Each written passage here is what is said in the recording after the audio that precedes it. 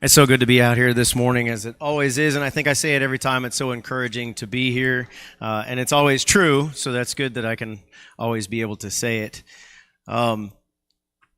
Such a great Bible study this morning. If you missed it this morning, you missed out on a good one. We had a great Lord's Supper talk and beautiful song leading, and I really appreciate that. I don't know if it's the song leader or the songs or the spirit in which we sing those songs or the four-part harmony.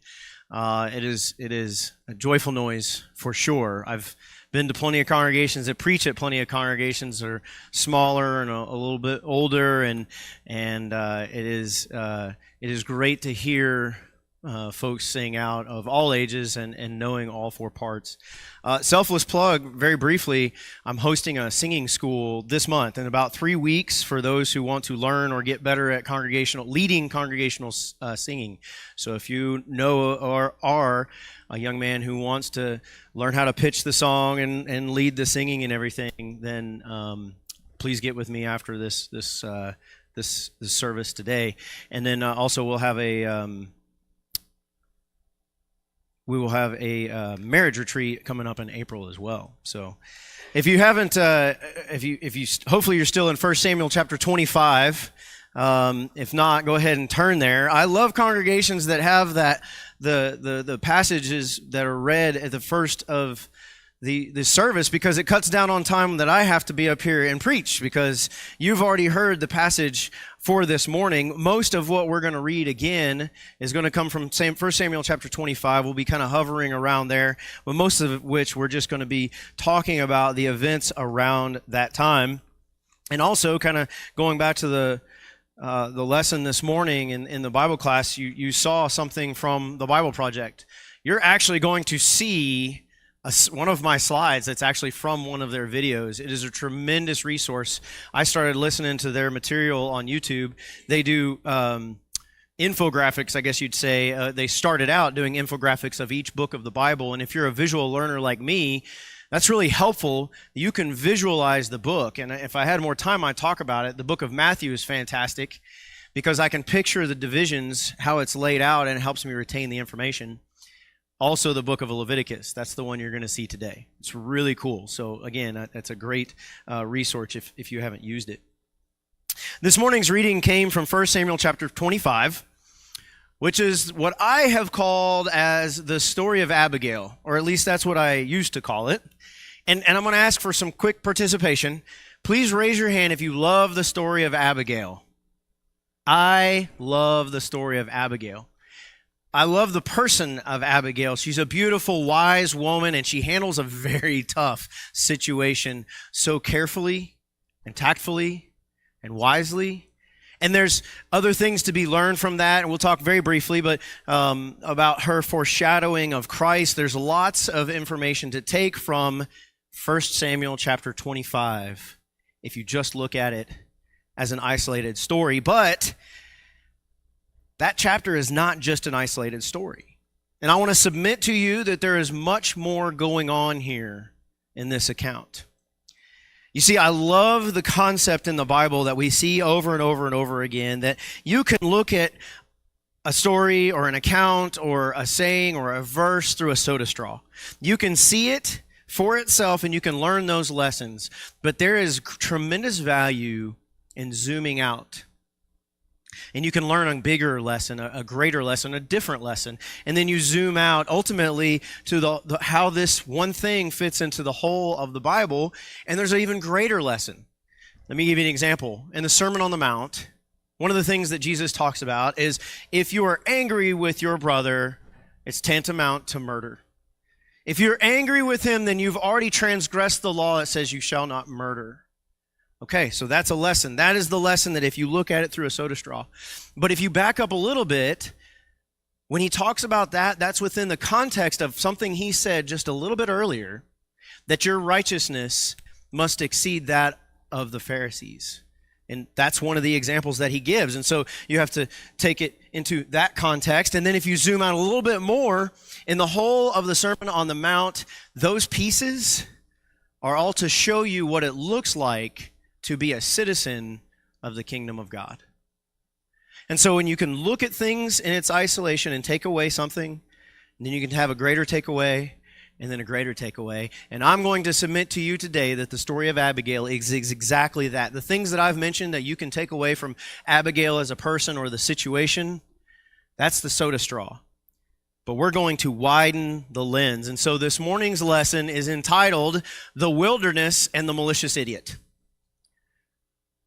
The key there is Nabal. His name means malicious idiot. I'll talk about that in a minute, but I've never been able to put the word idiot in a sermon lesson title, so I took the opportunity here. But the subtitle is what we're going to get at. The greater significance of this story in 1 Samuel chapter 25, which I would call the story of Abigail. So if we zoom out, what we see in chapter 24 and 26. So we're zooming out, looking at one chapter to looking at three. The things that happen before and after that are probably very familiar to you. David is running for his life from Saul, and he finds himself in a cave with his men, and Saul by himself comes in to relieve himself. David's men are like, this is a prime opportunity. God has delivered Saul into your hands. And David says, no. This is God's anointed. I cannot bring about justice, or I cannot take his life by my hand. It's going to be on God's timing. That's chapter 24. Fast forward to chapter 26. We see almost identical situation, at least in terms of being able to take Saul's life. All of Saul's men are leaving. By the way, being in the military, that's a very foolish thing to do, just being laid out, no sentry on watch. And one of David's mighty men says, I can pin him to the ground with one blow and it won't take two. Let me take him out. And David says, nope, I'm not going to do that. No matter what, Saul had just tried to kill David. But David wouldn't do that. And so on either end, if bookended, if you will, of the story of Abigail is two instances where David has the opportunity to take Saul's life, and he chooses not to do it. So what I'm suggesting to you today is that what we're really seeing is a story with Abigail, Nabal and Abigail. It's a story about a character flaw in David that God has to deal with before David is ready to become king. That's an enticing statement because I haven't mentioned about a character flaw of David. He did some great things. He has the opportunity to kill the man who has the throne that he's been anointed to take. So the key takeaway from this lesson, I'm going to give you the key takeaway on the front this time. What I think the key takeaway is, or certainly what it is for this lesson today, is that God sent David into the wilderness to challenge his weakness so that he would be prepared to take the throne when the time was right, when it was God's time. And the key takeaway has an equivalent of how that applies to us. The application is that God will send you into your wilderness as a time of testing to help you grow into the person that you need to become to handle the challenges that you will face on the other side. So let's build some groundwork. Now that you see what the point of my lesson is this morning, let's get some full context here. So this is the outline of the if we were to zoom out even more, right? We're zooming out on the left-hand side as we're reading it, right? But this is the backstory. As we zoom out, we see David is anointed king in 1 Samuel chapter 16. But by the time we get to chapter 18, we see Saul get jealous of all of David's successes. And the straw that broke the camel's back is the phrase that was sung of David. It says, Saul slain his thousands, but David his tens of thousands. And so Saul's pride is incited, and he turns on David like that. And so he tries to kill David, and so David has to flee into the wilderness, and he's in the wilderness in chapters 21 through 23. But that's significant that he's in the wilderness, and I'll come back to that. Well, that brings us to chapter 24, where David spares Saul's life. 25, Nabal and Abigail. And then on the other side, you have Saul sparing his life again. So let's go back through those and see why some of those themes, as we heard about in the Lord's Supper table this morning, some of those themes are significant. Well, when we go back to the beginning of the story of David taking the throne, starting at him being anointed, and we see that Saul was being tested. But he failed the test because his pride got in the way. But before we say that Saul is worse than David, we have to see that David struggled with pride as well. That's the character flaw that we're going to see in David's response to Nabal. But before we get there, we see chronologically that David, is going to flee into the wilderness. And to understand the gravity of this situation, we have to pause a moment and remember the significance that the wilderness has in the Bible up to this point. When I say go to the wilderness, be out in the wilderness, if I were to say wilderness wanderings, your mind immediately goes to the Israelites out in the wilderness. Where else have we seen the wilderness? There's plenty of different places. The Hebrew language and the writers of the Old Testament used multiple different words to describe this wilderness. And we don't have time to go into all of those. There's quite a few. But Moses was sent out in the wilderness at 40 years old. You think of other accounts that didn't happen before David's reign, before David's life. Nebuchadnezzar was sent out into the wilderness, wasn't he? That was a pride issue as well, which is interesting. He had to be humbled, and he turned. He learned the lesson. He repented. We also see someone else in the wilderness, and this is obviously not an all-encompassing list, but you fast forward to the New Testament, you see Jesus in the wilderness as well. And so the wilderness as a theme has significance in a few ways. God uses it to test people and or to change them in what they needed to be. You see, Moses had to be sent into the wilderness to humble him and prepare him as a shepherd, because his task 40 years after that was going to be to lead the Israelites into the wilderness. He was prideful before that. And in Acts chapter 7, Stephen in his sermon says that Moses wanted his own people to realize that he's there to deliver them. But that was at 40 years of age, and he was 40 years removed. He was going to do that, yes, but he had 40 years of preparation to come before that. Just think about how much more prepared Moses was coming out of the wilderness for 40 years than coming straight out as a pampered prince. I don't think he would have done as well leading 2 to 3 million people out in the wilderness. Another thing that the wilderness does, and it also applies to the Israelites, is to trust in God. God wants you to trust in Him, and sometimes He will send you out into the wilderness to do that. With the Israelites, He wanted to see, do you trust me? He provided them manna 6 days a week. Told them not to get 2 portions on those 6 days. And that second portion, if they did get it, it rotted. But on that 6th day, you were supposed to get 2 portions. And miraculously, it didn't rot, because He wasn't going to provide it on the 7th day. He provided water from a rock. He promised them to take them to the land of Canaan. And so he tested them in all these ways. Do you trust me? And then when it was time to tell them to send out the spies, the 12 spies, into the land of Canaan, that's the ultimate question. Do you trust me? And only 2 of them did. The rest of them came back and says, they're too big. They're too big for us. But ultimately, no one's too big for God. Do you trust me?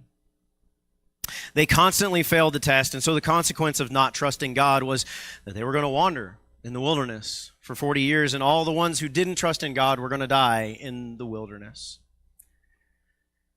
because they didn't trust in God. Another thing that the wilderness does, when you fast forward back to the New Testament, you see Jesus in the wilderness. He was tested in the wilderness. He was tempted in the wilderness, but He passed the test when all others before Him didn't. So in this case, the wilderness was used to show that Jesus was the Messiah. So I say all this to say about the wilderness that by the time we get to 1 Samuel, chapters 22 through 26, the Hebrew reader sees all the words for wilderness, and he's immediately reminded of all the stories in the earlier accounts. Our translators have done this in part to us, and we're not, Hebrew scholars, at least of the language. But all those words that were used in the wilderness are used in the account when David runs for his life. And so the Hebrew writer is supposed to give you all those words to hyperlink you back to all the times earlier in the Pentateuch, the first 5 books of the Bible, when someone goes out into the wilderness. And so the Hebrew reader picks up on that and goes, uh-oh, David's going into the wilderness. Is it time for him to be tested? Think about how difficult this must have been for David. He's already been anointed king, and now he's running for his life. And so the wilderness becomes an incubator to form him, to test David's character. But there's something else going on here beyond the wilderness that's important. And we may miss it because we have our Americans lens on, if you will. And it's a Hebrew technique called chiasm. So chiasm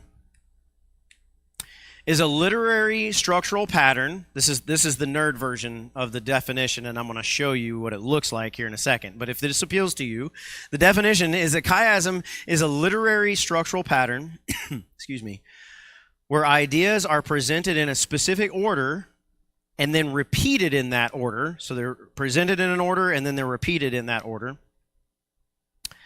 And it's in a reverse order. So it creates a mirror or a sandwich. Some people call it a sandwich. I like to think of it as a pyramid, but it's mirrored.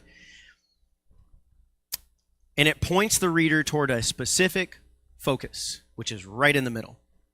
In American storytelling, you think about the movies that we watch or the books that you read and everything, you have all the details that lead you up to a climax of the story, and then it drops off sharply, right? The writer has to kind of tidy up some details and give the happily ever after or whatever it is, but by and large, it's very weighted heavy to your right, as you read it. The beginning of the book builds to the climax, drops off.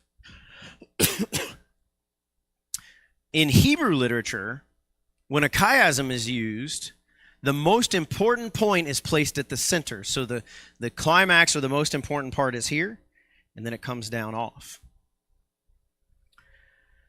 The Bible does this all the time. You see it in the Psalms, in the Proverbs, wisdom literature, and other different places. But one of the coolest places you see it is in the book of Leviticus.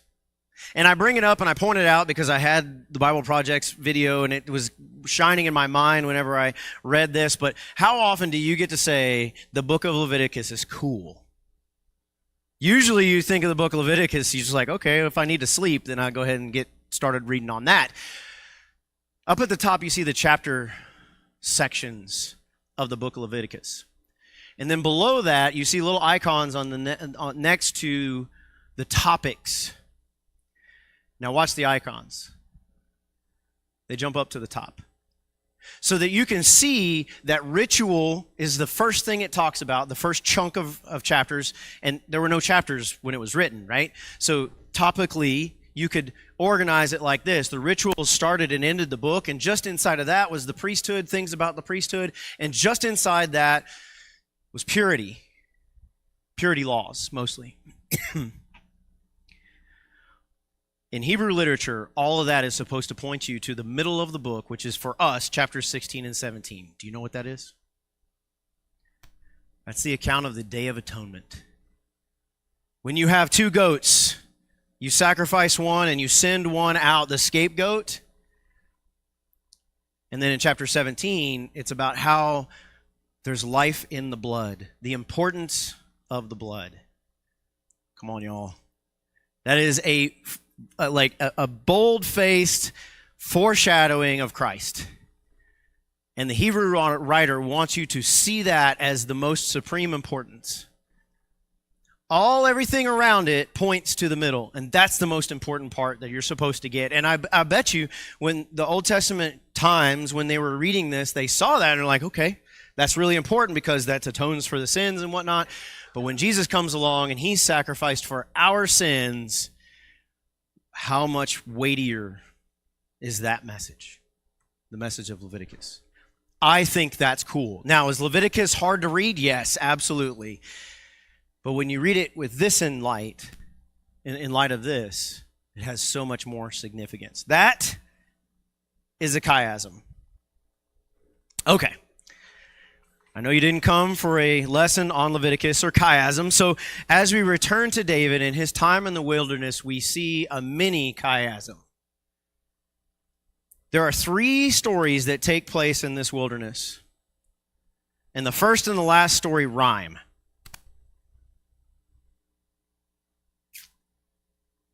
So at the end of chapter 23, in the wilderness, we see David's reliance upon God.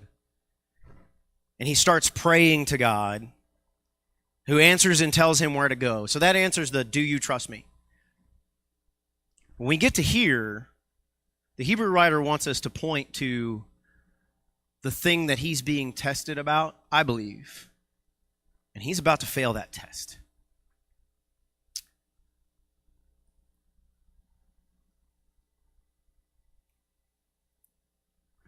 I call it the Saul sandwich. The story of Nabal and Abigail is in the middle. So he's given 2 tests on either side, not to kill Saul, and he passes those.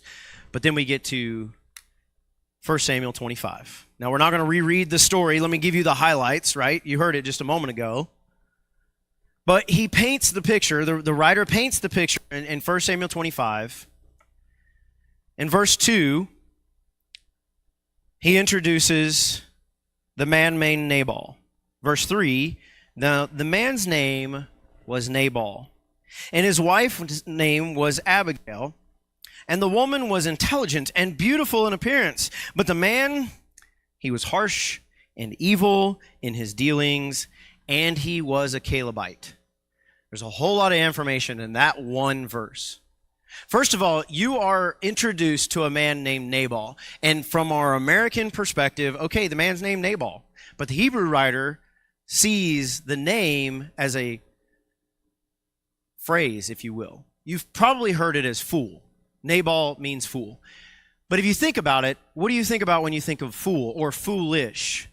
Sometimes you'll think about a child who's being foolish or a teenager who thinks they're invincible and can do whatever they want, right? Those of you who have raised teenagers, you know what I'm talking about, or are raising teenagers, know what I'm talking about. That's like an innocent foolishness. That's like a naive foolishness. The word Nabal has so much more loaded into it. And in verse 3 talks about it. He was harsh and he was evil. Nabal was an idiot. And he was malicious about it. It also says, you're introduced to Abigail, but then at the end of that it says he was a Calebite. Hang on to that because we're going to come back to it. I don't believe that there is any detail that is put into the Bible that's just like, okay, cool, he was a Calebite. There's a reason why we're told that, I believe, and I think that I'm kind of starting to figure out why. So we see what goes on, what the proposal is to Nabal, and what Nabal's response is. And then we get David's response in verse 21. We'll just read 2 verses, 21 and 22. Now David had said, surely in vain. Now this is after he says, hey, everybody put your swords on. Gear up, we're gonna go, basically. But then we see what his intentions are in verse 21 and 22. Now David had said, surely in vain I have guarded all this man has in the wilderness, so that nothing was missed of all that belonged to him. And he has returned me evil for good. May God do so to the enemies of David, and more also, if by morning I leave as much as one male of any who belongs to him. I just read from the NASB. You see there's a flaw in his character. He can't handle being shamed. He's attached to his honor. And that's why we see this response. Now, in most of your translation, it says, I'm going to kill every man. The King James Version actually gets it the closest to what the literal Hebrew says. They kind of almost transliterate it. The King James Version says, everyone who pisses against the wall. Pisseth, I think, is the word. So if you're reading the King James, that's what you're reading. It really means that. It's a harsh statement. Anyone who urinates against a wall, basically. Every man. But you lose the harshness almost if you just say, I'm going to kill every man. Okay. This is a warrior who's incited into anger. He is enraged. If you grew up in my generation, the cartoons were like a red face with the smoke coming out of the ears and a train whistle going off, right? You're so mad, and he's about to do something very rash.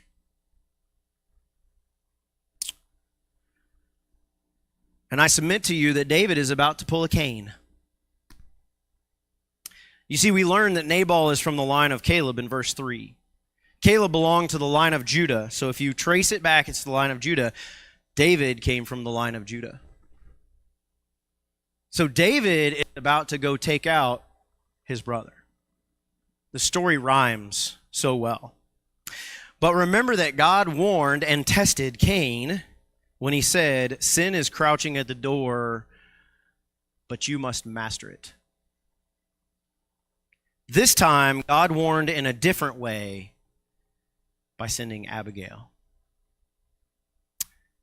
I think this was the real reason why. I think this is the biggest reason why he was sent into the wilderness, to learn this lesson. And in this way, think about how Nathan went to David later. Nathan didn't just come out and say, hey man, you've sinned. He told him a parable.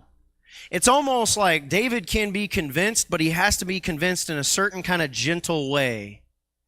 That's exactly what Abigail does to him, and that's exactly what Nathan does to him later.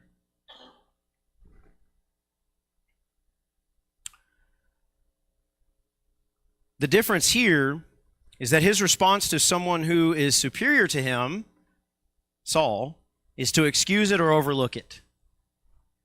But if someone he views as inferior insults him, Nabal, it incites his pride. And that's his character flaw. We move on to verses 18 through 20 and 23 through 31, where Abigail's response, we won't go into all that, but I just want to highlight her humility. And what does she say in verse 24? She says, let the blame be on me. Abigail didn't do anything wrong. But for the sake of her husband, she stepped up and she said, take it out on me.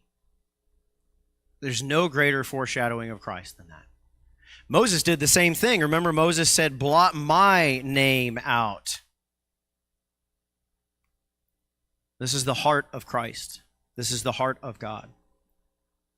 And then in verses 32 through 34, we see David's response. We'll go ahead and read that. Verse 32, David said to Abigail, blessed be the Lord God of Israel, who sent you this day to meet me. He attributes Abigail coming to him to God. God sent you to me to stop me from doing this. Verse 33, and blessed be your discernment, and blessed be you who have kept me this day from bloodshed and from avenging myself by my own hand.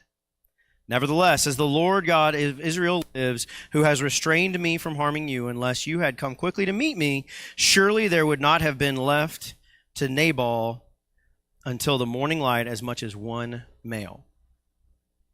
And I think that is actually more of what he said there, because he wasn't quite as angry and used harsh language there. Now we know the rest of the story. Nabal was a fool, and he died a fool. God killed him, and then when David found out about this after Abigail's mourning period was over, he sent for her because he saw her as marriage material. And then they got married. So what's the key takeaway? Coming back to this slide. This prepared him for service as king. He has about as good of a run as king you can get until Bathsheba. But when we get to 2 Samuel and we have a little bit of time. 2 Samuel chapter 17, we see a pretty similar situation. Oh, that's not right. 16. We see a similar situation. It was mentioned at the Lord's Supper table this morning. Absalom is because of Bathsheba, David's sin with Bathsheba, Absalom takes the throne, and David flees for his life, and it's under this situation that he comes in verse 5 to Bahurim. And then there's this man who comes out in verse 6. He threw stones at David and all the servants of King David, and the people of all the mighty men were at his right hand and at his left. Thus Shimei says when he cursed, get out, you man of bloodshed and worthless fellow. The Lord has returned upon you all the bloodshed of the house of Saul, in whose place you have reigned, and the Lord has given the kingdom into the hand of your son Absalom. And behold, you are taken in your own evil, for you are a man of bloodshed. And so his right-hand man here is like, let me go take him down, which is very similar to what was said about Saul in two different locations. But at the end of verse 11, David says, let him alone and let him curse, for the Lord has told him. I submit to you that if he had not had the encounter in the wilderness with Nabal and Abigail, he would have handled this a lot differently. But you see, at least in this part of his character, he has grown, and he's certainly not without flaw. He's grown as a person and dealt with those character flaws. Okay, so what lessons as we wrap up can we learn from this? And we're going to start with the soda straw again, right?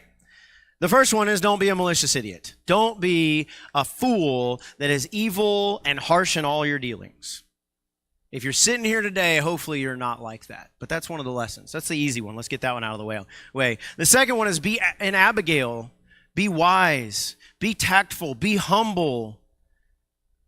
Be self-sacrificing like Christ is, because you're actually being like Christ if you be Abigail. Lesson number 3 is to pass the test. Saul did not pass the test. David passed tests, but he almost didn't pass this one.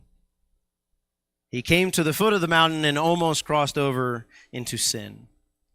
Understand that you're going to be tested in this life by God, but you must see that those are tests and have the self-control to pass them. Sin is crouching at the door, and you must master it. Feel the pride or envy or anger or whatever it is that you need to deal with. Feel it building up inside you and stop it before it turns into sin. Stop it before your face gets red and you have smoke coming out of your ears. Number 4 is to embrace the wilderness. Welcome the challenge. Let it change you into the person that you need to be. You see, the Israelites in the wilderness, if they had had that attitude, Lord, what do you want me to trust you? I got it. Whatever you want me to do, let me learn this lesson now, the easy way, the hard way, but certainly better than the harder way. If the Israelites had just trusted God, then when he had sent the 12 spies in, it would have been a 12 for 12 saying, we can do this because we trust that our God is greater and bigger and stronger than what we just saw in Canaan. So we may be progressing nicely and feel like we're in a good place spiritually, but there is always room for improvement. And we need to be on the lookout where God has sent us into the wilderness and what lesson he wants us to learn. Be receptive to that and make the changes that God wants you to make. And then finally, number 5, you're not doing it alone. Have faith that God will help you in those times, that he will send an Abigail to you when you need it. My prayer is that when those moments of wilderness come, may God have mercy on me and save me from myself. When the Abigail moment comes, may I recognize it and heed the warning instead of pushing past her and rushing headlong into folly because of my own pride or any other weakness. I hope this lesson has been beneficial for you this morning. There was a lot in it. It probably could be 4 different lessons. I understand that. But hopefully you can see the beauty of the layers of meaning and the value of zooming out and seeing different layers of context and the lessons we can learn from that. But as I mentioned, there's one more thing that we can learn from Abigail, is that she is a foreshadowing of Christ. She was willing to sacrifice herself even though she did nothing wrong, and she did it to save her husband, who was a fool. Well, Jesus did the same, and he did it to save you. And in some ways, we're all fools. We're all foolish, hopefully not malicious ones. He paid a debt he did not owe, and yes, I had that in my notes before the lesson this morning. Because you owe a debt that you cannot pay on your own. If you are convicted